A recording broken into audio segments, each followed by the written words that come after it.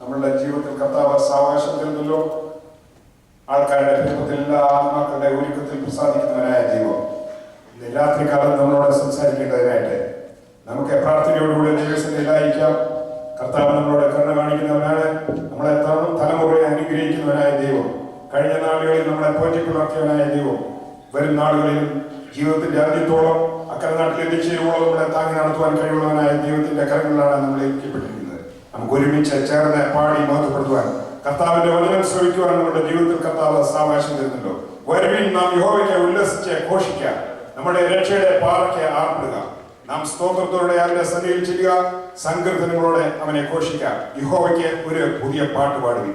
രാത്രികാലം ആത്മാവിൽ നിന്ന്, ഹൃദയത്തിന്റെ ഉള്ളിൽ നിന്ന് നമുക്കൊരു പുതിയ പാട്ട് പാടുവാനായിട്ട്, സ്വർഗത്തിലെ ദൈവം നമ്മളെ കനിയേണ്ടതിനായിട്ട്, സഹായിക്കേണ്ടതിനായിട്ട് നമുക്ക് മനസ്സൊരുക്കത്തോടുകൂടി കൈയഴിച്ച പാട്ട് പാടാം.